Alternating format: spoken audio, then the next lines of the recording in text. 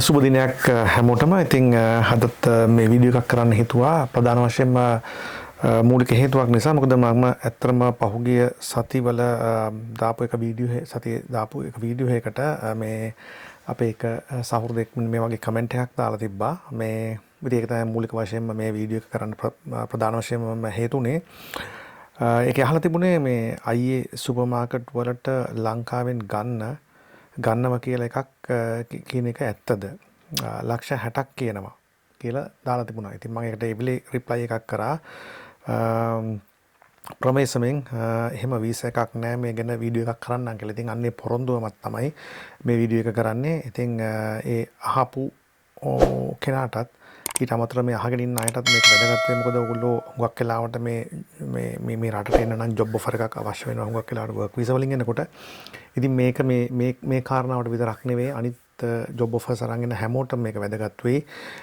එවැනි දේවල් වලදී කොහොමද අපි ඒ දේවල් ගැන හරියට විශ්ලේෂණයක් කරලා අපේ තීන්දුව ගන්න කියලා. නැත්තම් එහෙම නැති වුණොත් එහෙම උගලගේ නිකන් අපරාධ මුදල් නාස්ති වීමක් එහෙම නැත්තම් රැවටීමකට ලක්වීමක් වෙන්න පුළුවන්.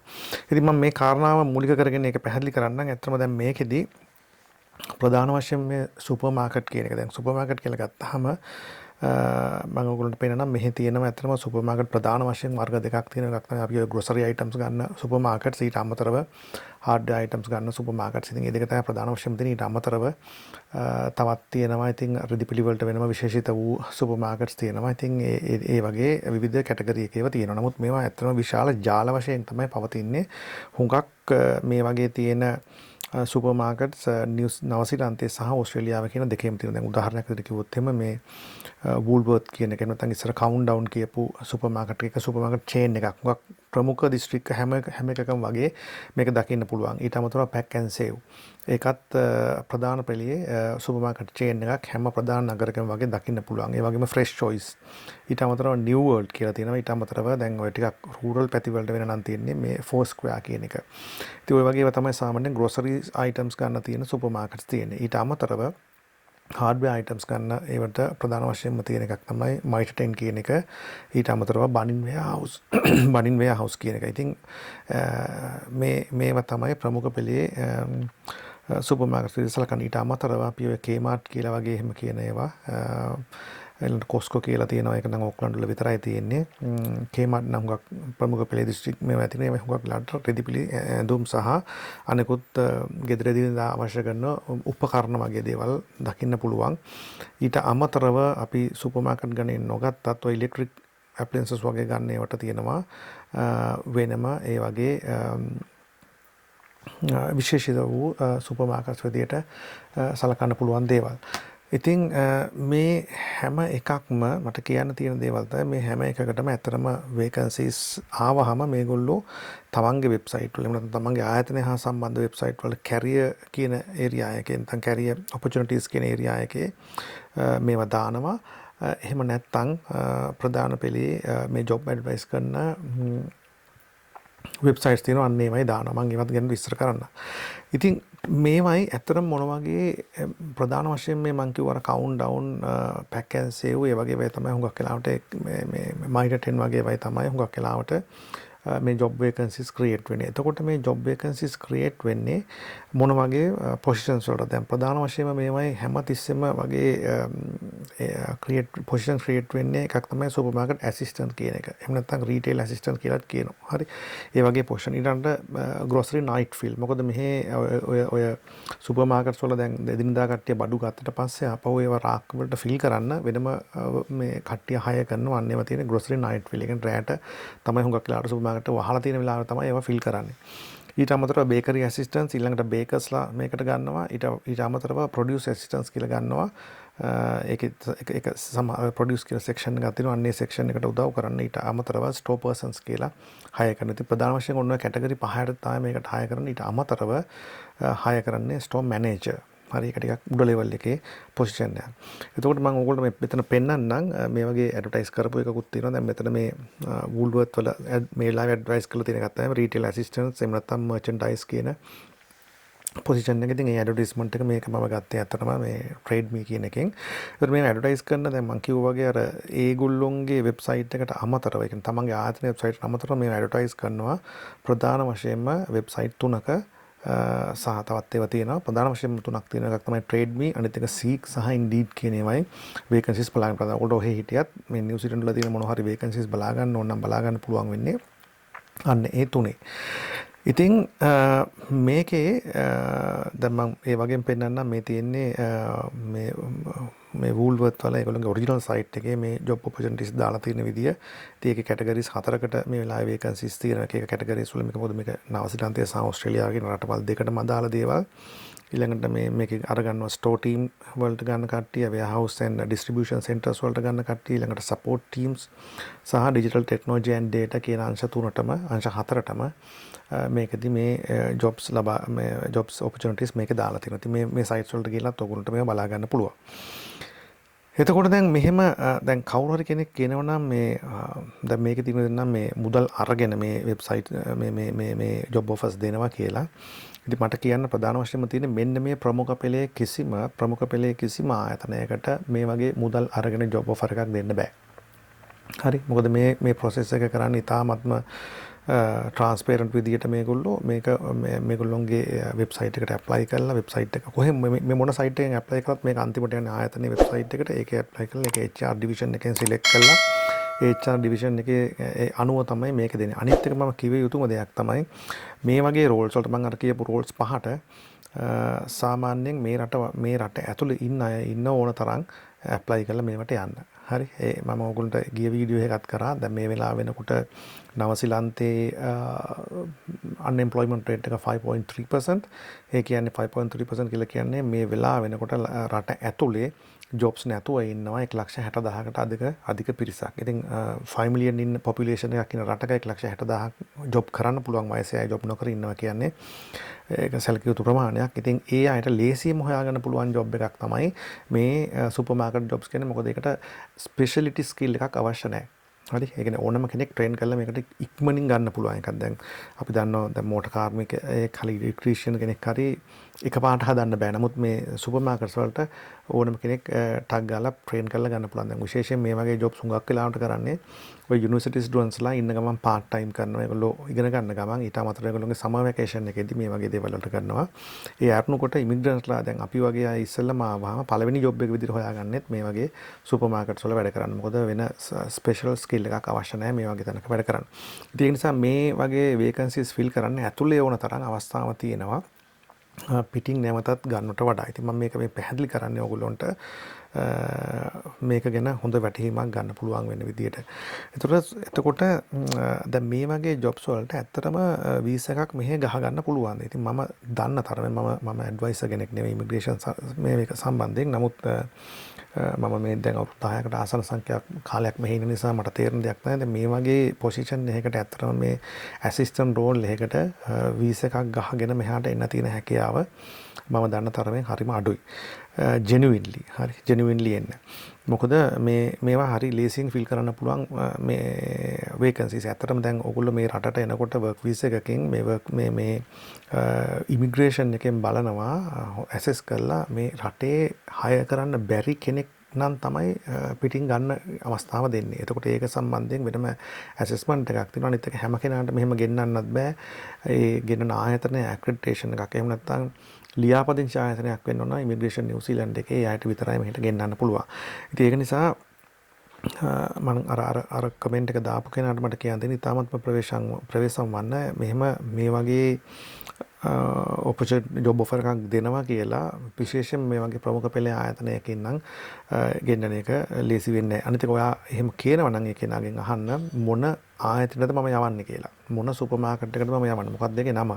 අඩුම ගන්න එහෙම අහන්න. එතකොට මේ කියන එකක් නෙවෙයි නම් පොඩි කතන්දරයක් ඒක ඇතුලේ තියෙනවා. හරි. ඉතින් ඒක නිසා ඒක දැන් මේක එනවා නම් කවුරු හරි කෙනෙක් හොඳයි මෙහෙට වර්ක් වීසා එකකින් හුඟක් වෙලාවට මේ වෙලාවට තියෙන වීසා කැටගරි එක තමයි මේ accredited employer work visa කියන එක.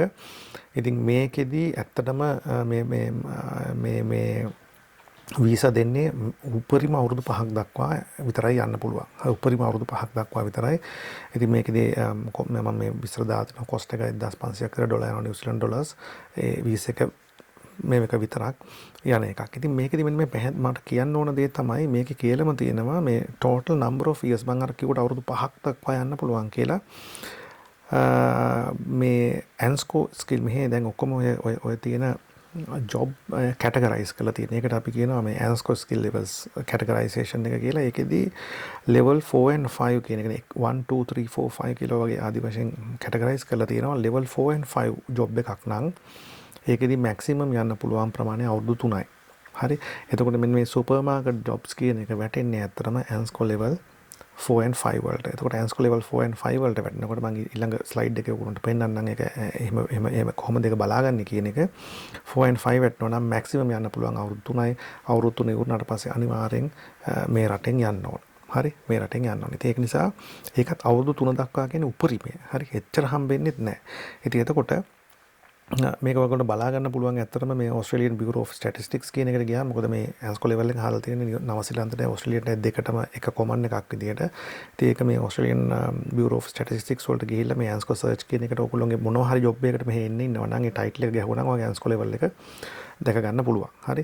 එතකොට දැන් උදාහරණයක් ගත්තොත් එහෙනම් මම මෙතන දානවා මේ sales assistant general කියන එක sales assistants කියන එක ගත්තොත් එහෙම මේක level 5 කියන එක මේක පෙන්නනවා. මම මේක search කරලා බලපු එක.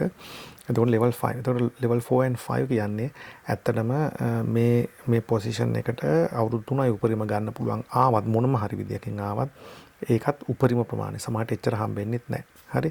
ඒ කොහොම වුණත් මේක හරි අමාරුයි මේ වගේ කැටගරි එකකට වීසා ගහගෙන පිටින් ඉඳන් මෙහාට එන්න.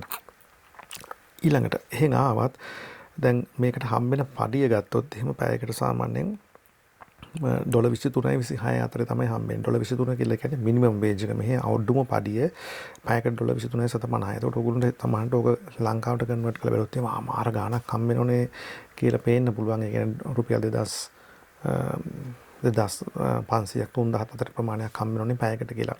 මේක ලොකුවට මේ ඕගොල්ලන්ට මේක පෙනුනට මෙහි cost of living එකත් එක ගත්තාම මේක එච්චර ලොකු ගාණක් විදියට වෙන්න ලොකු ගාණක් නෙමෙයි. ඇත්තටම ඔයගොල්ලෝ මොකද උදාහරණයක් මම කියවොත් එහෙම මෙහි තනි පුද්ගලයෙක් ඉන්න නවාතැන් ගන්න නවාතැන් පොලකට සාමාන්‍යයෙන් සතියකට $200ක් විතර ගෙවන්නවා. ඊට අමතරව යාට ෆෝන් වෙහිකල් එක පාවිච්චි කරනකොට තමයි ෆුවල් ඒ මේ ඔක්කොම කරාම ඒක සැලකිය යුතු ගාණක්. සතියකට $200ක් 250ක් ගෙවන්නවා. ඒ කියන්නේ ලංකාවේ මුදලෙන් ගත්තොත් එහෙම රුපියල් 50000කට අධික මුදලක් සතියක නවාතැන් සහ නවාතැන් ගාස්තුව කෑම වලට අමතරව. ඉතින් එතකොට ඒක ලොකු ගාණක් වෙන්නේ නැහැ. ඔයගොල්ලන්ට ලංකාවට කන්වර්ට් කරාම ලොකු වගේ පේනුනට. ඉතින් එතකොට මට කියන්න තියෙන්නේ මේක ආවත් හම්බෙන්නේ level 5 level 5 කියන්නේ අර වගේ අඩු ප්‍රමාණයේ කාල සීමාවකට තමයි වීසා එකක් හම්බෙන්නේ. එතකොට මේකෙදී දැන් එහෙම නොවන එකම එක පොසිෂන් එකක් මම මේක රිසර්ච් කරනකොට දැක්කේ රීටේල් මැනේජර් කියන එක. රීටේල් මැනේජර් කියන එක සාමාන්‍යයෙන් ස්ටෝර් මැනේජර් කියලා යන්නේත් ඒක තමයි. ඒක ටිකක් ලොකු පොසිෂන් එකක්. ඉතින් ඒවට ඇත්තටම මේ ඇතුලේ ඉන්න එක්ස්පීරියන්ස් තියන අය තමයි හුඟක් වෙලාවට ගන්න. මොකද දැන් මෙහි ඇවිල්ලා වුල්වර්ත් එහෙම මේ කවුන්ට් ඩවුන් එකක් නැත්නම් වුල්වර්ත් ස්ටෝර් එකක් ඊළඟට පැක් ඇන්ඩ් සේව් එකක් මැනේජ් කරන එක පිටින් ඇවිල්ලා එක්ස්පීරියන්ස් නැති කෙනෙකුට හරිම ලේසි වෙන්නේ නැහැ. ඉතින් ඒ සිස්ටම් එකේ තුලින්ම ඉවෝල්ව් වෙච්ච අය තමයි හුඟක් වෙලාවට ස්ටෝර් මැනේජර් ලෙවල් එකට එන්නේ. පල්ලෙහා පොසිෂන්ස් ඉඳලා උඩට එන්නේ. ඒකට අලුතෙන්ම ගෙනලා ඩම්ප් කරන ප්‍රවණතාවය හරිම අඩුයි. ඉතින් ඒක නිසා ඒක විතරයි ස්කිල් ලෙවල් 2 එකට යන්නේ. එතකොට ඒ වගේ එකකට මැක්සිමම් අවුරුදු 5 දක්වා වීසා ගහ ගන්න පුළුවන් ලෙවල් 2 එකට. ඉතින් ඒක හරි අමාරුයි. පිටින් ඉඳන් එන කෙනෙකුට ගන්න. එහෙම එනවනම් ඒක ඉතාමත්ම ප්‍රවීණයෙක් විය යුතුයි. මොන හරි ඉන්ටර්නැෂනල් ඒ වගේ හොඳ බ්‍රෑන්ඩ්ස් වල වැඩ කරලා එහෙම පළපුරුද්ද තියෙන ඒක ප්‍රූව් කරන්න පුළුවන් සහ කම්පිටන්සිස් නොලෙජ් එක ස්කිල් එක සහ ඉංග්‍රීසි හොඳටම තියෙන කෙනෙකුට තමයි මේ වගේ රෝල් එකකට පිටින් ඉඳන් එන්න පුළුවන් හැකියාව තියෙන. ඉතින් බොහෝමයක් මට කියන්න ඕන දේ තමයි මේ අර මම ඉස්සෙල්ලා කියපු කැටගරිස් පහට මේ වෙලාවේ PR එහෙම නැත්නම් permanent residency pathways මම දන්න තරමින් නැහැ. මම දන්න තරමින් නැහැ. ඉතින් ඒක නිසා ඔයා මොන මේ එකක් දාලා ආවත් මෙහාට අන්තිමට මෙහෙ රැඳෙන්න තියෙන හැකියාව අඩුයි. හරි. ඒක සමහරලාට කෙනෙක් හොරපාරකින් මෙහෙට ආවත් එයාට අර ගියපු මුදලවත් හොයාගෙන යන්න ආපහු අවස්ථාවක් ලැබෙන්නේ. ඉතින් මට සරලව කිව යුතු දේ තමයි මේවා ගැන පොඩ්ඩක් පරිස්සම් වෙන්න. මේ දේවල් මේ වගේ මේ සුපර් මාකට්ස් වලට මෙහෙම කට්ටිය දාන එක ලීගලි එහෙම නැත්නම් ලීගලි කරන්නත් බෑ කොහොමත් සල්ලි අරගෙන කෙනෙකුට මෙහි ජොබ් එකකට දාන එක ඉල්ලීගල්. ඉතින් එහෙම කරලා ඉවරලා ඇවිල්ලා අහුනොතින් ඔයත් අමාරුයි අප ඔයා රිපෝට් කරනවා. ඊට අමතරව එහෙම දෙන්න කෙනත් අමාරුයි වෙන්න. ඔයාට ඕන නම් මේ වගේ සිදුවීම් ගැන හොඳටම දැනගන්න පුළුවන් ඉමිග්‍රේෂන් නිව්සීලන්ඩ් එකේ නිවුස් සෙන්ටර් කියන එකට යන්න. ඒකේ හැමදාම දාලා ඒක සාමාන්‍යයෙන් පබ්ලිෂ් කරනවා. මොනවා හරි මෙහි ෆ්‍රෝඩ් එකක් වෙලා අහුනොතින් ඒගොල්ලෝගේ නම් ගම් එක්කම ඔක්කොම ඒක පබ්ලිෂ් කරනවා. ඒකට ගියාම නිවුස් සෙන්ටර් එකට දැක ගන්න පුළුවන්. මේ වගේ දේවල් කළා ඇවිල්ලා මේ වගේ දේවල් කළා මේ රටට ඇවිල්ලිවලා අන්තිමට අත්වෙච්ච ඉරණම මොකක්ද කියන එක සම්බන්ධයෙන්. ඉතින් සරලවම කිව යුත්තේ මෙහෙම දෙයක් කරන්න අමාරුයි. කරනවා නම් කරන්න පුළුවන් එක විදියක් මම අහලා තියෙනවා. ඒක තමයි ඔය මේ සුපර් මාකට් නෙමෙයි අතර මේවට ඔය ඩේරි සෙන්ටර්ස් ඒ වගේ පොඩි ඔය එක පැතිවල තියෙන පොඩි අපි ඒවට කියන්නේ අපේ ලංකාවේ නම් ග්‍රොසරි වගේ. අන්න ඒ වගේ වයිදී සමහර ලාවට ඒ ඕනර්ස්ලායි සමහර ඕනර්ස්ලා එකතු වෙලා මෙහි කට්ටිය නෙමෙයි ඉමිග්‍රන්ට්ලා විදිහට ඇවිල්ලා වයිති අය සමහර අය මෙහි අයත් මන් දන්නේ නැහැ කරනවද කියලා. ඒ අය මේ වගේ ටිකක් ඉල්ලීගල් වැඩ කරලා අහුවෙච්ච කේව මම දැකලා තියෙනවා. ඉතින් ඒක නිසා ඔවත් ඒ වගේ එකකට දන්නේ අහුවෙන්න යන්නේ. නමුත් අවසානයේදී වෙන්නේ වාගේ සල්ලිත් නැති වෙලා බලාපොරොත්තු නැති වෙන එක. ඉතින් ඒක නිසා මට කියන්න තියෙන්නේ එනවනම් හරි පාරෙන්න හොර පාරෙන්න යන්න එපා. ඒකෙන් ඔයාට අගතියක් වෙන්නේ අන්තිමට ඕවා එන්නෙත් ඕගොල්ලෝ මේ සල්ලි සමාජාට ගේදොර ඉඩ කඩන් උගස් කරලා. ඉතින් එතකොට අවසානයේ ඒ තිබිච්ච දෙයක් නැති වෙන එක තමයි වෙන්නේ. තමන් ඊට වඩා දෙයක් බලාපොරොත්තු වෙන ඇවිල්ලා. ඉතින් සරලවම කියන්න තියෙන්නේ මෙහෙම දේවල් කරන්න අමාරුයි. විශේෂයෙන්ම සුපර් මාකට් වගේ දේවල් වලට අමාරුයි. නමුත් වෙන දේවල් වලට ජොබ් ඔෆර්ස් අරගෙන එන්න පුළුවන්. ඕගොල්ලන්ට ජොබ් ඔෆර් එකක් හරියට අරන් එන විදිය බලා ගන්න නම් මම වීඩියෝ එකක් කරලා තියෙනවා මීට අවුරුද්දකට විතර කලින්. ජොබ් ඔෆර් එකක් ගන්න පාත්වේ එක කොහොමද? ඒක හරියටම කරගෙන ලීගලි මෙහාට එන්නේ කොහොමද කියන එක සම්බන්ධයෙන් ඉතින් මම හිතන්නේ යම් කිසි වැටහීමක් එන්නේ නැති මෙවැනි දේවල් කරන්න අමාරුයි කියන එක සම්බන්ධයෙන්. ඒක නිසා තමන් ඒ දේවල් වලට පැටලෙන්න කලින් ටිකක් හොයලා බලන්න. බොහොමත් ස්තුතියි මේ කමෙන්ට් එක දාපු කෙනාටත්. මොකද මේ තුලින් තව අයටත් මේ සම්බන්ධයෙන් දැනුමක් ලැබෙන්නේ නැති කියලා හිතනවා. ඉතින් එhmenan ඊළඟ වීඩියෝ එකකින් අපි හම්බ වෙනතුරු අපිට ජයම් පමණයි. නැවත හම්බ වෙමු.